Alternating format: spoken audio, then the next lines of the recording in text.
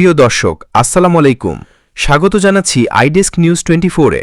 এই মুহূর্তে হাতে পাওয়া ভয়ঙ্কর কিছু আন্তর্জাতিক সংবাদ নিয়ে হাজির হয়েছি আপনাদের সামনে। ভিডিওর শুরুতেই থাকছে আজকের গুরুত্বপূর্ণ আন্তর্জাতিক সংবাদ শিরোনাম। JF-17 যুদ্ধবিমান কিনতে চায় বাংলাদেশ, আপত্তি ভারতের। ইসরায়েলের বিরুদ্ধে নতুন নৌ অবরোধ ঘোষণা ইয়েমেনি সশস্ত্র গোষ্ঠীর। যুক্তরাষ্ট্রে সরাসরি আঘাত করবে ইরানের খোরমমাস শহর 5 ক্ষেপণাস্ত্র। যুক্তরাষ্ট্রের F-16 কি সরিয়ে ভয়ঙ্কর যুদ্ধবিমান আনছে তুরস্ক। জাতিসংঘে স্বাধীন ফিলিস্তিন গঠন নিয়ে বৈঠক, যুক্তরাষ্ট্র ইসরায়েলের বয়কট। এতক্ষণ শুনছিলেন সংবাদ শিরোনাম, এবারে বিস্তারিত। তবে অনুরোধ থাকবে ভিডিওটিতে একটি লাইক করবেন এবং কমেন্ট করে জানিয়ে দেবেন আপনার মূল্যবান মতামত। এছাড়া আমাদের চ্যানেলে নতুন হয়ে থাকলে চ্যানেলটি সাবস্ক্রাইব করে আমাদের সাথে থাকবেন। JF-17 যুদ্ধবিমান কিনতে চায় বাংলাদেশ, আপত্তি ভারতের। পাকিস্তানে তৈরি JF-17 থান্ডার যুদ্ধবিমান কেনা নিয়ে ঢাকা ও ইসলামাবাদের মধ্যে গত জানুয়ারি থেকেই আলোচনা চলছে। বাংলাদেশের একটি সামরিক প্রতিনিধি দল জানুয়ারিতে পাকিস্তান সফরে গিয়ে দেশটির বিমান বাহিনীর প্রধানের সঙ্গে সাক্ষাৎ করে যুদ্ধবিমান কেনার ব্যাপারে আগ্রহ প্রকাশ করে। প্রতিনিধি দলটি জানায়, বাংলাদেশ, পাকিস্তান, চীন যৌথভাবে তৈরি অত্যাধুনিক মাল্টিরোল যুদ্ধবিমান JF-17 থান্ডার সংগ্রহ করতে চায়। তবে এই উদ্যোগে আপত্তি জানিয়েছে প্রতিবেশী দেশ ভারত। ভারতের মতে এটি শুধু সাধারণ যুদ্ধবিমান কেনাকাটার বিষয় নয়, বরং দক্ষিণ এশিয়ার নিরাপত্তা কাঠানোর জন্য একটি বড় ঝুঁকি।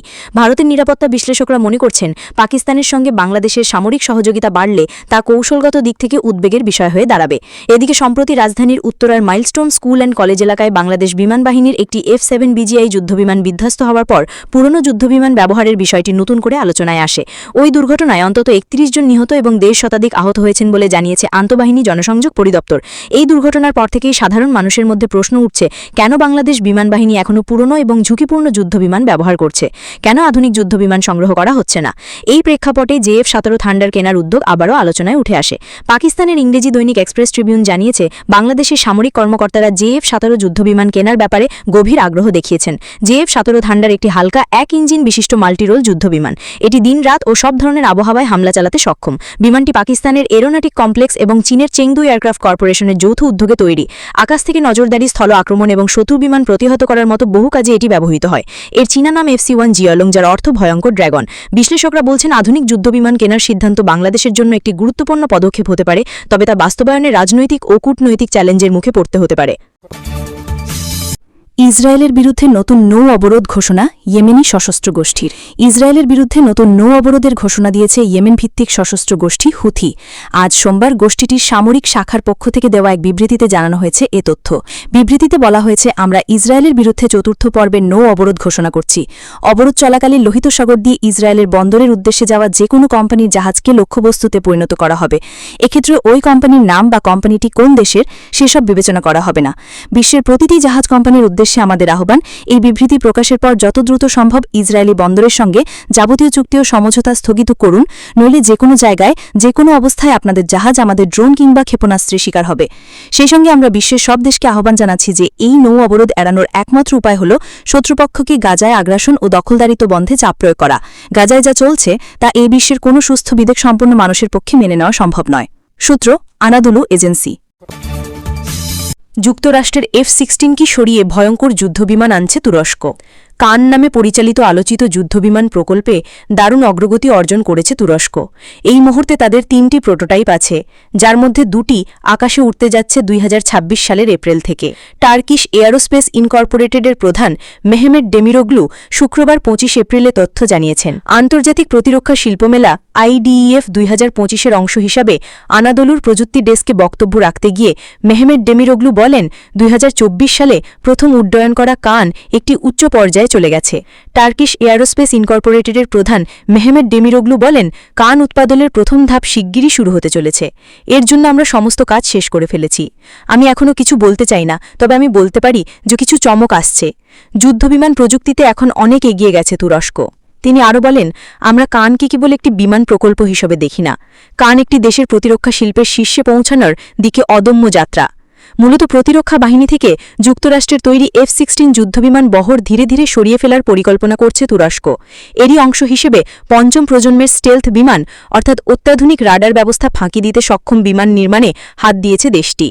2023 সালে শুরু এ প্রকল্পের নাম কান রেখেছেন তুরস্কের প্রেসিডেন্ট রিসেপ তাইয়েপ এরদোয়ান। খবর আনাদোলু নিউজ এজেন্সির। যুক্তরাষ্ট্রে সরাসরি আঘাত করবে ইরানের খোরমমাস শহর 5 ক্ষেপণাস্ত্র। ইরানের ক্ষেপণাস্ত্র প্রযুক্তি একসময় ছিল শুধুই আঞ্চলিক প্রতিরক্ষার জন্য, তবে আজ বিশ্ব রাজনীতির মানচিত্রে সবকিছু বদলে যাচ্ছে। সে বাস্তবতার আড়ালে আবডালে জন্ম নিচ্ছে এই নতুন নতুন কাহিনী, যা আন্তর্জাতিক অঙ্গনে আলোচনার কেন্দ্রবিন্দু। সেই রহস্যময় জিনিসের নাম খোরামশার 5। ঘটনা শুরু কয়েকদিন আগে। ইন্টারনেটে ছড়িয়ে পড়ে একটি ভিডিও, যেখানে একটি বিশাল ক্ষেপণাস্ত্র আকাশে উঠছে। সঙ্গে সঙ্গেই গুঞ্জন শুরু হয়, এটি কি ইরানের প্রথম আন্তর্দেশীয় ব্যালিস্টিক ক্ষেপণাস্ত্র বা আইসিবিএম? যদিও সেই ফুটেজটি ছিল 2023 সালে খোরামশার 4-এর, তবুও নতুন করে আলোচনার ঝড় বয়ে যায়। কারণ এইবার আলোচনা শুধু মিডিয়ার বানানো নয়, বরং প্রযুক্তির এক সম্ভাব্য রূপান্তরের ইঙ্গিত। খোরামশার 5 নামটি এতদিন আনুষ্ঠানিকভাবে ঘোষণা করা হয়নি, কিন্তু সূত্র বলছে এটি হতে পারে ইরানের প্রথম আইসিবিএম, যার পরিসীমা প্রায় 12,000 কিলোমিটার, অর্থাৎ সরাসরি যুক্তরাষ্ট্রের মূল ভূখণ্ডে পৌঁছাতে সক্ষম। এটি শুধু দূরত্বে নয়, বরং গতিতেও নজর কাড়ে। রিপোর্ট অনুযায়ী এর গতিবেগ মার্ক 6, অর্থাৎ ঘণ্টায় প্রায় 20,000 কিলোমিটার গতিতে ছুটতে পারে। এ ধরনের গতি শুধু উন্নত দেশগুলোর হাইপারসনিক অস্ত্রে দেখা যায়। 2015 সালে ইরান নিজেই ঘোষণা করেছিল তারা 2000 কিলোমিটারের বেশি রেঞ্জের ক্ষেপণাস্ত্র বানাবে না। যুক্তি ছিল তাদের প্রতিরক্ষা ব্যবস্থা আঞ্চলিক হুমকি মোকাবেলায় যথেষ্ট। কিন্তু সময় বদলেছে। ইসরায়েল ও যুক্তরাষ্ট্রের সঙ্গে বাড়তে থাকা উত্তেজনা, আঞ্চলিক দ্বন্দ্ব এবং অপ্রচিত আগ্রাসন, এসব হয়তো ইরানকে তার পুরনো প্রতিশ্রুতি পর্যালোচনা করতে বাধ্য করছে। বিশেষজ্ঞদের মতে এ ধরনের আইসিবিএম তৈরি করা শুধুমাত্র রাজনৈতিক সিদ্ধান্ত নয়, এটি বিশাল প্রযুক্তিগত চ্যালেঞ্জ। খোরামশার 5-এ একটি 2 টন ওয়ারহেড থাকার কথা বলা হচ্ছে, যা অনেক দেশের পারমাণবিক বা বাংকার বাস্টার বোমার ক্ষমতার সমতুল্য। ইরানের প্রতিরক্ষামন্ত্রী আজিজ নাসিরজাদে যখন জুন মাসে বলেছিলেন তারা 2 টনের ওয়ারহেড সফলভাবে হাইপারসনিক গতিতে পরীক্ষায় ব্যবহার করেছে, তখন অনেকেই এটিকে খোরামশার 5-এর ছায়া বলে ধরে নিয়েছেন। ইরানের প্রতিরক্ষা নীতি এখন এক প্রশ্নের সামনে: কৌশলগত প্রতিরক্ষা নাকি বৈশ্বিক প্রতিপত্তি? খোরামশার 5 সেই উত্তরেরই এক ইঙ্গিত বহন করে। ইরান বারবার বলেছে তাদের ক্ষেপণাস্ত্র কর্মসূচি প্রতিরক্ষামূলক, কিন্তু একবার যদি খোরামশার 5 সত্যি হয়, তাহলে তা শুধু আঞ্চলিক নয়, বৈশ্বিক ব্যালেন্সেও পরিবর্তন আনতে পারে। জাতিসংঘে স্বাধীন ফিলিস্তিন গঠন নিয়ে বৈঠক, যুক্তরাষ্ট্র ইসরায়েলের বয়কট। ইসরায়েলের পাশাপাশি পৃথক স্বাধীন ফিলিস্তিন রাষ্ট্র গঠনের এই সম্ভাব্য সমাধান নিয়ে জাতিসংঘে একটি সম্মেলনের আয়োজন করা হয়েছে। তবে এই সম্মেলনে বয়কট করছে ইসরায়েল ও যুক্তরাষ্ট্র। সোমবার 28 জুলাই এই তথ্য জানিয়েছে রয়টার্স। গত বছরের সেপ্টেম্বরে জাতিসংঘের সাধারণ পরিষদে 193 সদস্য এ ধরনের একটি সম্মেলনে আয়োজনের সম্মতি দেয়। ফ্রান্স ও সৌদি আরবের উদ্যোগে এই সম্মেলনটি জুনে আয়োজিত হওয়ার কথা থাকলেও ইরানে ইসরায়েলের হামলার কারণে তা পিছিয়ে যায়। এই সম্মেলনের মূল লক্ষ্য ফিলিস্তিন রাষ্ট্র গঠনের জন্য একটি রোডম্যাপ তৈরি করা। এমনভাবে এই রোডম্যাপ তৈরি করা হবে যাতে ইসরায়েলের নিরাপত্তা নিশ্চিত হয়। রোববার ফরাসি পররাষ্ট্রমন্ত্রী জন-ওয়া ব্যারো সংবাদমাধ্যম লা ট্রিবিউন দিমানশকে দেওয়া সাক্ষাৎকারে জানান, তারা এ সপ্তাহে সম্মেলনকে অন্যান্য দেশকে ফিলিস্তিন রাষ্ট্রকে আনুষ্ঠানিক স্বীকৃতি দিতে উদ্বুদ্ধ করার কাজে লাগাবেন। সেপ্টেম্বরে জাতিসংঘের সাধারণ পরিষদের পরবর্তী বৈঠকে ফ্রান্স আনুষ্ঠানিকভাবে ফিলিস্তিনকে স্বীকৃতি দেবে বলে জানিয়েছেন দেশটির প্রেসিডেন্ট ইমানুয়েল ম্যাক্রো। জাতিসংঘের এই সম্মেলনে যোগ দেবে না যুক্তরাষ্ট্র। মার্কিন পররাষ্ট্র দপ্তরের মুখপাত্র এই সম্মেলনকে হামাসের জন্য উপহার হিসেবে অভিহিত করে বলেন, ইসরায়েল মেনে নিলেও হামাস যুদ্ধবিরতির প্রস্তাব প্রত্যাখ্যান করেছে, যা জিম্মিদের মুক্তি ও গাজায় শান্তি নিশ্চিত করতে পারত। মুখপাত্র আরও জানান, গত বছর এই সম্মেলন আয়োজনের বিপক্ষে ভোট দিয়েছিল ওয়াশিংটন। দেশটি এমন কোনো উদ্যোগে যেতে চায় না যা এই সংঘাতের দীর্ঘমেয়াদী ও শান্তিপূর্ণ সমাধানের পথে অন্তরায় হয়ে দাঁড়াতে পারে। যুক্তরাষ্ট্রের ঘনিষ্ঠ মিত্র ইসরায়েলও এই সম্মেলন বর্জন করেছে। জাতিসংঘে ইসরায়েলের আন্তর্জাতিক মুখপাত্র জোনাথান হারুনফ বলেন, এই সম্মেলনে হামাসের কার্যক্রমের প্রতি নিন্দা জানানো ও বাকি জিম্মিদের ফিরিয়ে আনার কোনো লক্ষ্য রাখা হয়নি। সুরক্ষিত স্বীকৃত সীমানা বজায় রেখে ইসরায়েল ফিলিস্তিন রাষ্ট্রের পূর্ণ শান্তিপূর্ণ সহাবস্থানের ধারণার প্রতি দীর্ঘদিন ধরে সমর্থন জানিয়ে এসেছে জাতিসংঘ। ফিলিস্তিনিরা পশ্চিম তীর, পূর্ব জেরুজালেম, গাজা উপত্যকা ও 1967 সালের আরব যুদ্ধের সময় ইসরায়েলের দখল করা ভূখণ্ডের সমন্বয়ে ফিলিস্তিন রাষ্ট্র গঠনের উদ্যোগ বাস্তবায়ন হতে দেখতে চায়। গত বছরের মে মাসে জাতিসংঘের সাধারণ পরিষদে ফিলিস্তিনকে সদস্য রাষ্ট্র হিসেবে গ্রহণ করার প্রস্তাবের পক্ষে 143 ও বিপক্ষে মাত্র 9টি ভোট পড়ে। তবে এই উদ্যোগের কয়েক সপ্তাহ আগে নিরাপত্তা পরিষদে একই প্রস্তাবের বিপক্ষে ভেটো দেয় যুক্তরাষ্ট্র।